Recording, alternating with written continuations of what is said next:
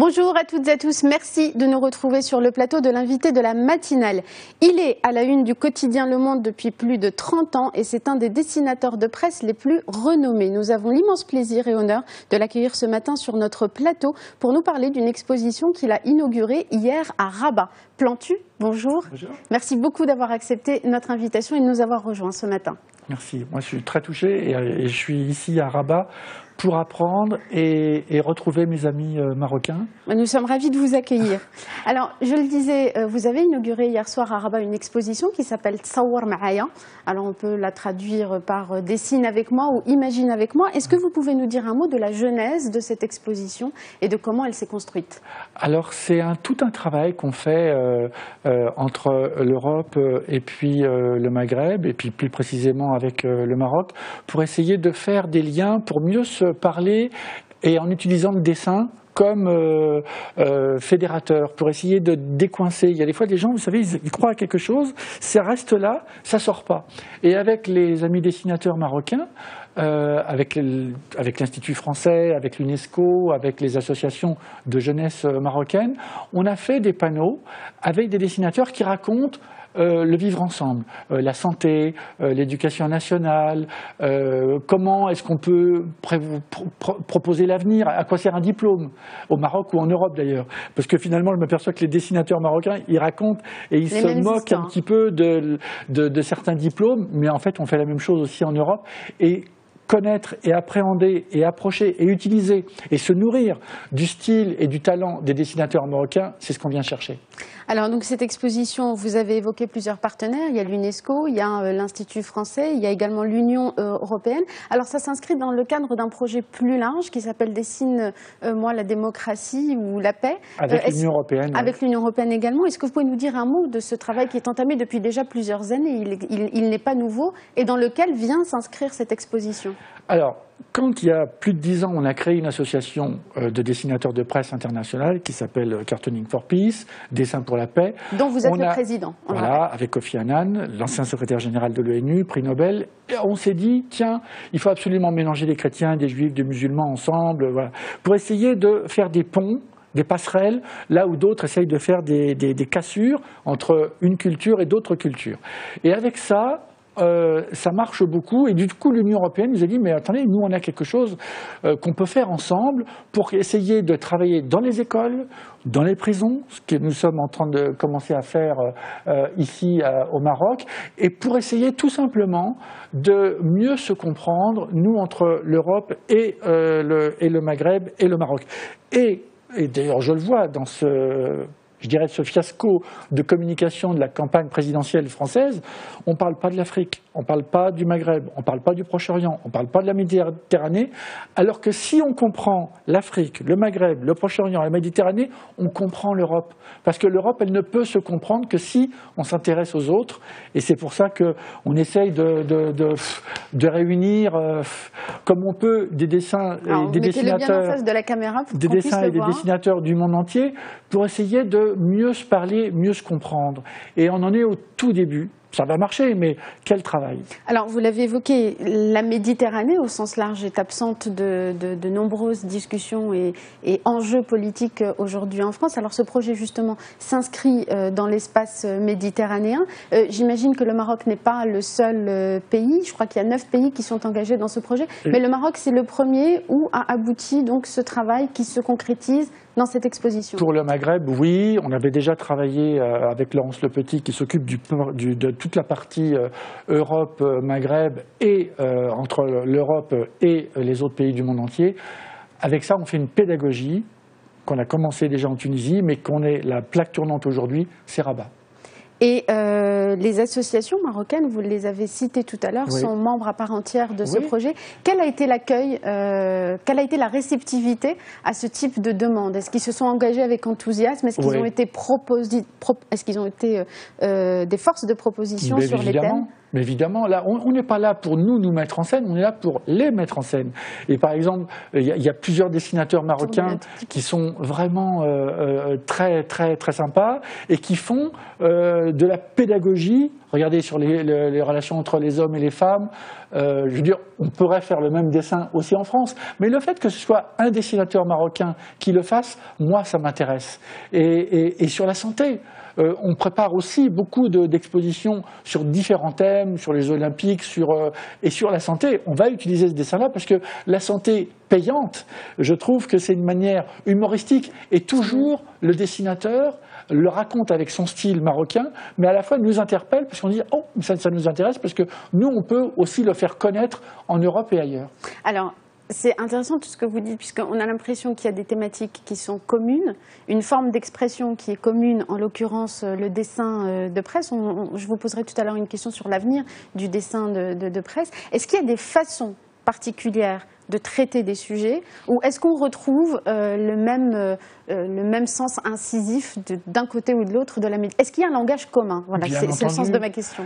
Bien entendu, hier j'ai rencontré quelques dessinateurs, dont certains que je connaissais, d'autres que je ne connaissais pas, mais le fait quand je les rencontre et que en fait je les connais, c'est des cousins, et je les tutoie, et j'ai l'impression d'avoir, quand il me dit « Ouais, tu vois, avec mon rédacteur en chef, je peux faire ça, je peux pas... » Je lui dis « Mais attends, c'est pareil avec moi. » C'est pareil au journal Le Monde, les relations entre, par exemple, le pouvoir, avec le rédacteur en chef, avec le directeur, avec le lectorat. En fait, on s'aperçoit qu'on fait très attention et on essaye de faire en sorte qu'on puisse avoir un langage commun. Quand je vous montre des dessins sur les femmes, bon, c'est très intéressant. Très explicite en plus. Oui, très explicite. Et ça peut être aussi des dessins sur... tiens, voilà, cet autre dessin sur les femmes. Bon, je trouve ça très intéressant. Prise en otage entre deux modes vestimentaires obligatoires. Racontez-les-moi, les deux modes. Alors, je ne sais pas, je vois une femme en burqa en haut, plus légère en bas, mais qui se fait gronder des deux côtés. Exactement. Et c'est là où c'est bien le dessin. C'est qu'en fait, les mots, il n'y a pas forcément besoin des mots. Et le dessin le raconte très très bien. Et par exemple, sur les rôles... C'est un caricaturiste marocain qui a fait ce dessin. Il est marocain, oui, il est marocain. Et par exemple, on peut faire...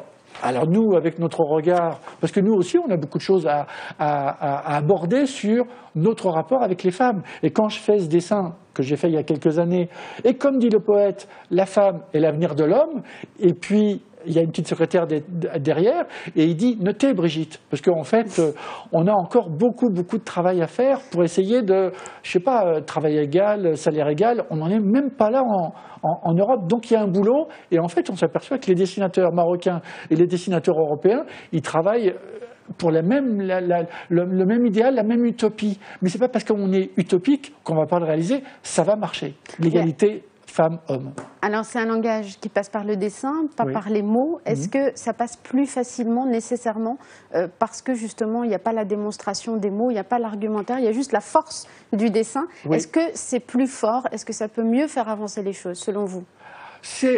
On peut faire par le théâtre, on peut faire par la musique. Moi, j'adore la musique, je suis dingue de musique. Je ne serais pas capable de le faire par la musique. Or, des fois, la musique, elle élève les âmes. Et moi, je suis amoureux de la musique. Mais on peut le faire aussi par le dessin. Mais il y a différentes formes de dessin. Par l'aquarelle.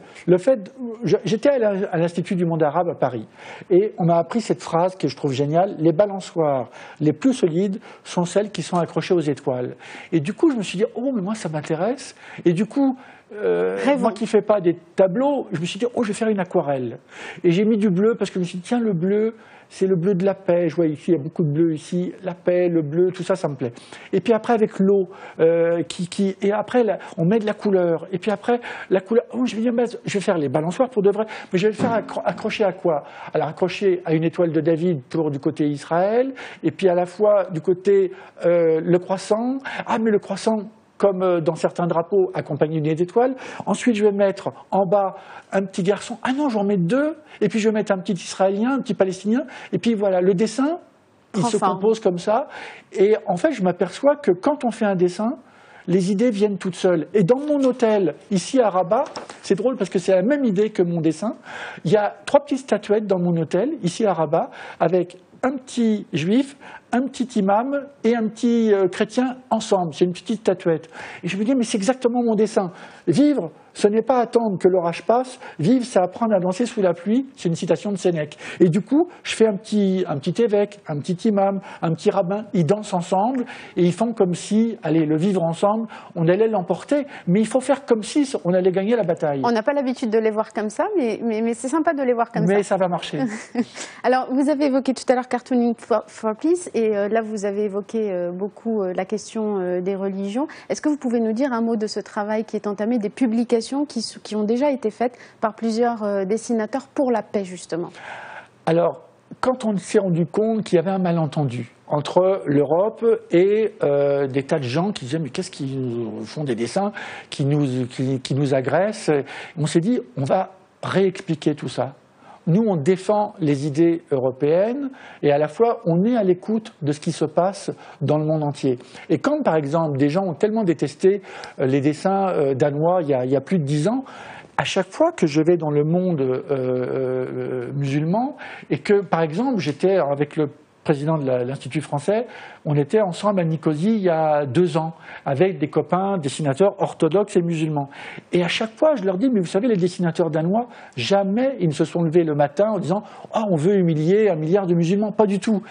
Et c'est pour ça qu'il faut tout reprendre. Et c'est pour ça qu'avec Cartooning for Peace, on va dans les écoles, on va dans les prisons. On était il y a 15 jours dans une prison de Grand Bassam à côté d'Abidjan, en Côte d'Ivoire, pour essayer de faire le vivre ensemble et dire que l'image peut être porteuse de choses tout à fait positives. Et le positif va l'emporter parce que, en fait, quand on fait... Regardez ce dessin, il est marocain encore. Et ce dessin, il est tout mignon. Il a ses moustaches à la fois sous le nez et à la fois devant les yeux. Et c'est mignon comme tout, et c'est très simple. En 2 secondes, ça y est, on a compris. Et puis, c'est comme ça qu'on l'emporte. Parce que l'image, elle reste après gravée dans la tête des gens. Et souvent, et c'est pour ça qu'on en discute souvent avec les dessinateurs marocains, quand le dessin est réussi, après le lecteur, il dit « Ah oui, moi ça m'a interpellé », et il va à l'essentiel. Et l'essentiel, c'est quoi? C'est l'écrit des journalistes qui accompagnent nos dessins dans les journaux. Et si après, on lit les articles des journalistes, ça y est, c'est gagné. Alors, pour terminer sur cette exposition que vous avez inaugurée hier à Rabat, on peut la voir du 12 au 25 avril à la médiathèque de l'Institut français. Elle va voyager ensuite, cette exposition, au Maroc? Dans tous les réseaux des instituts français. Et c'est là où on des associations marocaines également? Et des associations de jeunesse marocaine. Et c'est là où on attend beaucoup le retour du regard des jeunes, le regard des professeurs, pour qu'ils puissent après nous dire voilà pourquoi ils ont réagi, voilà pourquoi ça a donné envie à un dessinateur, à un petit jeune dessinateur qui dit « ouais, mais le dessin, c'est pas fait pour moi ». Par exemple, quand je vous vois, j'ai envie de vous dessiner. Parce que j'ai le temps, ça va. Et donc, je vais repartir avec mon dessin, c'est que du bonheur. Là, elle fait la commande. Et puis, vous voyez, voilà, on voit beaucoup vous avez de très jolies dents. Et puis, les fils comme ça. Oui, vous avez raison, parce qu'avec un dessinateur, on ne sait jamais, il est capable de tout. Et à la fois, quand on fait le dessin, à la fois on est porté je suis porté par votre regard, et à la fois je suis porté par les questions que vous avez posées. Et puis les petites boucles d'oreilles, faites voir de profil, voilà, très joli. Et puis hop, comme ça. Et puis je rajoute une petite souris, parce que bon, je mets toujours des petites souris dans mes dessins, un petit cœur, et puis j'essaierai de le travailler un petit peu plus en régie, pour essayer de vous donner quand même un dessin qui soit un peu plus proche de la réalité. Merci. Quoique le dessin, c'est toujours, ça ressemble à la vérité, ça tord la vérité, mais ça dit quand même la vérité. Très joli mot de fin, Plantu. Merci infiniment d'être venu nous rendre visite sur le plateau de l'invité de la matinale. On est ravis de vous avoir accueillis. Merci beaucoup. Merci à vous tous et à vous toutes de nous avoir suivis. Restez sur Médien TV. Dans un instant, vous avez rendez-vous avec la suite des programmes. Très bonne journée à tous.